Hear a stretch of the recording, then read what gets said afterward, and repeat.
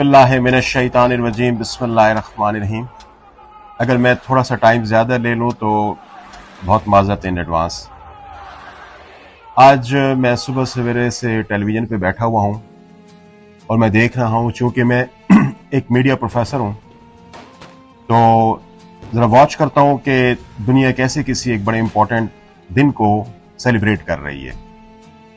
आप यकीन करें, बहुत सारी जगहों पे मुझे योम इस्तिसाल और योम इस्तिसाल नजर आ रहा है। जो मेजर मीडिया डिबेट्स हैं वो योम इस्तिसाल पे चल रही हैं। पट्टियां भी उसके हवाले से चल रही हैं कि योम इस्तिसाल मनाया जाएगा और मनाया जा रहा है, और गवर्नमेंट भी इस हवाले से मुख्तलिफ एक्टिविटीज करने जा रही है। मैं इस चीज पे थोड़ा सा खफा हुआ कि इसके आगे से कश्मीर का लफ्ज क्यों हटा दिया गया।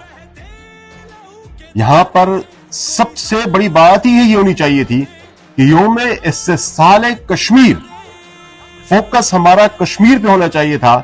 लेकिन आज मैं ये देख रहा हूं कि जो टीवी पे और जो मुख्तलिफ जगहों पे जो चीज आ रही है, उस जगह पे मुझे योम इस्तिसाल ही सिर्फ नजर आ रहा है, कश्मीर नजर नहीं आ रहा।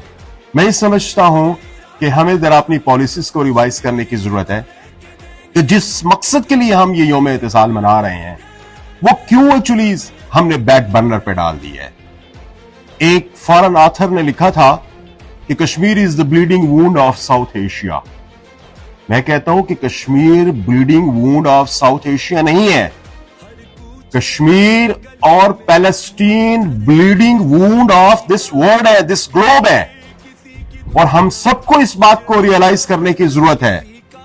57 मुस्लिम ममालिक हैं, 1.7 बिलियन मुस्लिम इस दुनिया के अंदर रह रहे हैं, और इसके हवाले से पूरी दुनिया पे पता चलना चाहिए कि मुसलमानों के हवाले से इस्तिसाल हो रहा है।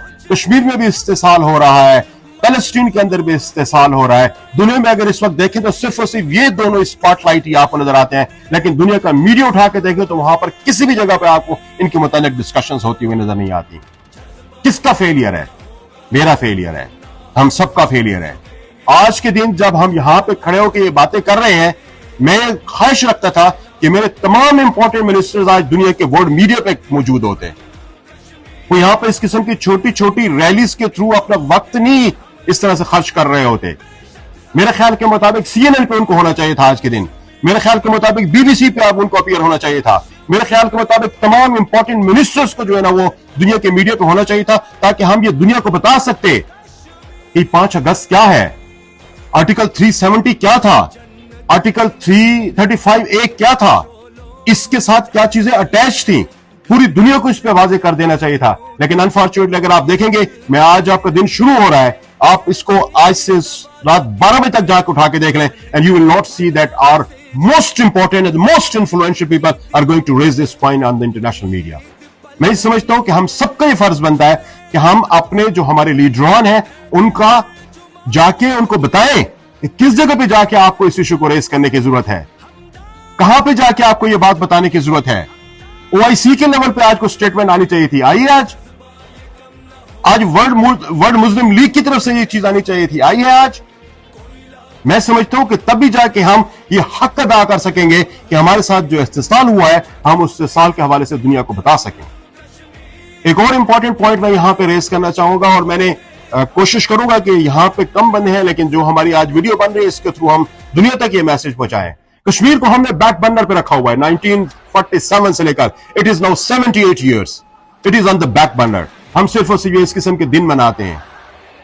बैक बर्नर इसलिए है कि क्या आज यहां पे तमाम बड़े शहरों के अंदर इंटरनेशनल कॉन्फ्रेंसेस नहीं होनी चाहिए थी? कितनी कॉन्फ्रेंसेस हो रही हैं, जाएं, आप एजुकेशन से रिलेटेड लोग हैं, जाएं और जरा जाके देखें, क्या कोई इस लास्ट 1 ईयर के अंदर कोई अच्छी कश्मीर के हवाले से बुक आई है? आज उसकी किसी जगह पे रनवाई होनी चाहिए थी, दुनिया को बताया जाना चाहिए था कश्मीर इशू कितना बड़ा इशू है। आज उसके हवाले से प्राइजेस बांटे जाने चाहिए थे। मुझे अनफॉर्चुनेटली ये लगता है, और मुझे आज मैं अगर इस प्लेटफॉर्म के थ्रू अगर अपने तमाम बड़ों को ये कह सकूं कि कश्मीरियात पे एक सब्जेक्ट आप हर जगह इंट्रोड्यूस कराएं, हर लेवल पे इंट्रोड्यूस कराएं। हम मसला कश्मीर के नाम से एक छोटा सा चैप्टर शामिल कर देते हैं, एक छोटा सा लेसन अपनी किताबों के अंदर शामिल कर देते हैं, और हम समझते हैं कि हमारा फर्ज यहां पे पूरा हो गया है। No, not at all. दुनिया के अंदर कहीं भी जाए उनके मसाइल के हवाले से उन्होंने बड़े बड़े सब्जेक्ट्स अपने यहां इंट्रोड्यूस कराए हुए हैं। PhD लेवल तक वो सब्जेक्ट पढ़ाए जाते हैं। कश्मीरियात पे, कश्मीर इशू क्या है, कश्मीर कल्चर क्या है, कश्मीर लैंग्वेज क्या है, किस तरह से कश्मीर हमारा हिस्सा बन रहा है, मेरे ख्याल के मुताबिक मेरे बच्चे को पता होना चाहिए था। ये इतनी बड़ी यूनिवर्सिटी है, यहां पे कश्मीरात डिपार्टमेंट होना चाहिए था। मैं मिनिस्टर्स हमारे जो इसके हवाले से जो इंपॉर्टेंट है उनको मैं रिक्वेस्ट करूंगा कश्मीर चेयर्स बनाएं। तमाम यूनिवर्सिटीज के अंदर, तमाम बड़ी यूनिवर्सिटीज के अंदर कश्मीर चेयर्स हों। वहां पर रिसर्च होनी चाहिए, वहां पे इसके हवाले से दुनिया के अंदर क्या चल रहा है उसके हवाले से रिसर्च होनी चाहिए। इंटरनेशनल स्कॉलर्स को बुलाएं, वहां पर उनसे किताबें लिखाएं। दुनिया करती है ना। आप जाके देखें कि दुनिया का कोई भी मसला हो, उन्होंने क्या किया हुआ है कि वो दुनिया के मुख्तलिफ ममालिक में जाके लोगों को बाय करते हैं और वो इन्फ्लुएंशियल लोग होते हैं, they write books on that and their idea is you see popularized. तो क्या हमें इस हवाले से काम करने की जरूरत नहीं है? कि मेरी आवाज कोई नहीं सुन रहा, अगर मेरे पास कोई ऐसी काबिलियत नहीं है कि मैं लिख सकूं, यार मेरे पास पैसे तो है ना, मैं किसी को ये देके कोई किताब तो लिखवा सकता हूं, कहीं पे बेस्ट सेलर तो उसको बना सकता हूं, कुछ अच्छे पब्लिशर्स के थ्रू अपनी किताबें तो पब्लिश करा सकता हूं। Why we are not doing that? This is very important thing we need to understand कि हमें यहां पे बड़ा सीरियसली इस चीज को अंडरस्टैंड करने की जरूरत है कि why we have not been able to actually do our responsibilities. अगली बात मैं थोड़ा सा यहां से कहना चाहूंगा, ये एजुकेशन से थोड़ा निकल के कि हमारे पास कश्मीर के इशू से, कश्मीर के इशू के हवाले से हमारी फॉरेन पॉलिसी को मैं समझता हूं बड़े ड्रास्टिक चेंजेस वहां पे ले आने की जरूरत है। इन द लास्ट 78 ईयर्स हम एक रीजनल डिस्प्यूट, एक जियोग्राफिक डिस्प्यूट से डिस्कोर्स अपने हमने तब्दील करते हुए उसको ह्यूमन राइट्स क्राइसिस की फॉर्म के अंदर लेके गए हैं। And that is it. What has been there in between, probably nobody knows anything about that. What is our future? I really don't have an idea about that. मेरे ख्याल के मुताबिक यही हाल आप सब लोगों का होगा। क्या हमारी फॉरेन पॉलिसी के अंदर चेंजेस लाने की जरूरत नहीं है? मैं ऑक्सफोर्ड में था तो वहां पर हर दूसरे महीने कोई ना कोई स्कॉलर को और इंडियन एम्बेसडर आप यहां पे बताया करता था कि हम क्या है और हमें क्या बनना है। मुझे तो आज तक किसी वहां पे कोई पाकिस्तानी एम्बेसडर वहां पे नजर नहीं आया। यूनिवर्सिटीज में एम्बेसडर्स को जाना चाहिए, जिस जिस मुल्क के अंदर बैठे हुए हैं उन यूनिवर्सिटीज में जाके नौजवानों को बताने की जरूरत है कश्मीर इशू क्या, हमारे साथ क्या जुल्म हो रहा है। अनफॉर्चुनेटली ये काम यहां पे नहीं हो रहा।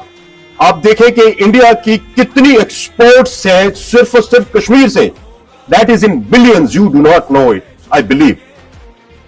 इंडिया की कश्मीर से बिलियंस ऑफ डॉलर्स की सिर्फ फ्रूट की एक्सपोर्ट्स हैं और वो बिक रही है यूरोप के अंदर और हर जगह पे बिक रही हैं। कैसे बिक सकती हैं जब आप इतने बड़े एहतसाल और पैलेट गन लगे हुए बच्चों के चेहरे वहां पे हों, खवातीन की इज्जतें लूटी जा रही हों, बुजुर्गों को घसीटा जा रहा हो, वहां पे कोई बंदा जिंदा रहने के काबिल ना हो और उनके फ्रूट्स वहां पे बिक रहे हो। आज वहां पे देखें कि ये जब 35A और 370 आर्टिकल जब इन्होंने लगाया है, उसको एब्रोगेट किया है, क्या हुआ? अब वहां पे फॉरेन इन्वेस्टमेंट हो रही है। इससे पहले फॉरेन इन्वेस्टमेंट नहीं होती थी, आज वहां पे फॉरेन इन्वेस्टमेंट हो रही है। आज वहां के जो लोग हैं वहां की जमीनें खरीद रहे हैं। कश्मीर की जियोग्राफी और डेमोग्राफी तब्दील हो रही है because of this what we are celebrating today. Have we actually done anything in this regard? क्या हमने जो सेब कश्मीर का दुनिया जाके खाती है तो वहां पे किसी बच्चे के साथ, कहीं किसी बच्चे की पैलेट लगी गन के साथ उसके चेहरा दिखाया है? कसम से दिखाए कि कोई वो सेब खा सके, कोई वहां का बादाम खरीद सके, कोई वहां का अखरोट खरीद सके। ये मैं समझता हूं कि हमारी जो डिप्लोमेसी की एक बहुत बड़ा फेलियर है। हमें वहां पे दिखाने की जरूरत है कि जो चीजें आप कश्मीर के उस इलाके के पूरी दुनिया को एक्सपोर्ट करें, that is in billions. Please note this point, that is in billions only from Kashmir. I am not talking about the entire India. वो क्यों नहीं दुनिया तक जा रही? जाना चाहिए था उसको, हमारी तरफ से उसको पेश होना चाहिए था, हमारी तरफ से इसके हवाले से बाकायदा स्ट्रैटेजीज होनी चाहिए थी, हमारी तरफ इसके हवाले से वेस्टर्न वर्ल्ड के अंदर सेमिनार्स होने चाहिए थे। अनफॉर्चुनेटली वो सारा कुछ नहीं हो रहा। तो मैं समझता हूं कि सारी चीजें देखने की जरूरत है। फिर आगे अब इंटरनेशनल मीडिया के हवाले से फोर फ्रंट पे अगर आप देखें, मुझे यकीन है कि आप लोगों को शायद पता नहीं होगा कि आर्टिकल 370 के नाम से एक बहुत ही खौफनाक, जिसे आप कह सकते हैं पूरी ब्रेन वॉश करने के लिए एक नेटफ्लिक्स पे एक फिल्म रिलीज हुई है। किस किसने देखी है? पाकिस्तान के अंदर अगर आपके इल्म में हो तो वो बड़े हफ्तों तक वो मूवी टॉप रैंकिंग रही है। टॉप 10 जो नेटफ्लिक्स पे आता है उसमें सबसे ज्यादा जो देखने वाली मूवीज होती है उसमें नंबर 1 रही है। उन्होंने कंप्लीटली जो हिस्ट्री डिस्टॉर्ट करके रख दी है and we have no rebuttal to that, not a single rebuttal. किसी ने जाकर रिपोर्ट नहीं किया कि अगर इस किस्म की मूवीज जो है ना वो नेटफ्लिक्स लगाएगा तो पाकिस्तान के अंदर हम उसको बैन कर देंगे। कंप्लीट जियोग्राफी और कंप्लीट हिस्ट्री को डिस्टॉर्ट किया जा रहा है and we are silent on that, we are sleeping on it. जरा उठा के तो देखें, वो आर्टिकल 370 पे है, वो मूवी आर्टिकल 370 पे है और उसको कंप्लीटली डिस्टॉर्ट करके दिखाया गया है। What is our reaction to that, what is our response to that? मैं ये समझता हूं कि ये सारी चीजें हैं जो कि हमारे पास कोई सब्जेक्ट हो, जो हमारे पास कोई बातें करने के लिए हो, यहां पर हमारे पास कोई सेमिनार्स हो, हमारे पास कोई इंटेलेक्चुअल आके हमें उसमें ब्रीफ करे, तो तब जाके ही ये बातें हमें पता चल सकती है ना। वैसे तो कोई पता नहीं चल सकी थी। तो मेरी ये आज इस दिन की मुनासबत से है कि इन चीजों पे जो मैंने अभी थोड़ी देर पहले आप लोगों से गुजारिश की है या आप लोगों को बताया, हमें नेशनल लेवल पे इस हवाले से सोचने की जरूरत है। बिकॉज कि until and unless we will look at it intellectually, academically, scholastically, ये मसला कभी हल नहीं हो सकता। ऐसे मसले ताकतों से हल नहीं होते, एकेडमिकली, स्कॉलिस्टिकली, रिसर्च की बुनियादों पर हल होते हैं और दुनिया के अंदर उसके लिए फिजा पैदा करना पड़ती है।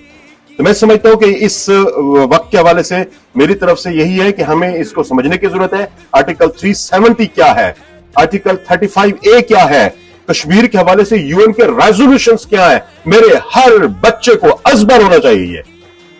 लेकिन कसम से मेरे किसी बच्चे को पता नहीं है, मेरे बहुत ही पढ़े लिखे लोगों को इसके हवाले से पता नहीं है। तो कश्मीर के हवाले से और इसके यौम एहतसाल को इस तरह से गैदरिंग मनाने की बजाय हमें जरा थोड़ा सा आगे बढ़ के सोचने की जरूरत है और प्रोएक्टिवली इसको हमें एड्रेस करने की जरूरत है। और जैसे कि रियाज बिटनी साहब ने कहा अपनी इस स्पीच के बाद, मैं वजीर आला खैबर पख्तूनख्वा खान गंडापुर का बेहद मशकूर हूं ऑनेस्टली, जिन्होंने इस यूनिवर्सिटी को एक बहुत बड़ा तोहफा दिया है। इंशाअल्लाह ताला अब हमें यकीन है कि हमारी यूनिवर्सिटी के जो बहुत बेसिक लेवल के प्रॉब्लम्स थे इंशाअल्लाह ताला वो रिजॉल्व होंगे और हम इसके बाद इंशाअल्लाह ताला अब जाएंगे क्वालिटी ऑफ एजुकेशन पे जाएंगे। अपने बच्चों को हम कैसे बेहतरीन इंसान बना सकते हैं, हम इंशाअल्लाह उस पे जाएंगे। यूनिवर्सिटी के डिसिप्लिन की बात करेंगे, यूनिवर्सिटी को हमने आगे कैसे लेके जाना है और इसको केपी की बेस्ट यूनिवर्सिटी और पाकिस्तान की बेस्ट यूनिवर्सिटी और फिर उसके बाद दुनिया की बेस्ट यूनिवर्सिटीज में आप कैसे लेके जाएंगे। इंशाल्लाह हम सब ने मिलकर इसके हवाले से काम करना है इंशाल्लाह ताला। मैं आप सब लोग का बेहद मशकूर हूं कि आज सारे लोग अपने इस टाइम को निकाल के यहां पे आए और इस वेरी इंपॉर्टेंट इवेंट में आपने पार्टिसिपेट किया। Thank you very much.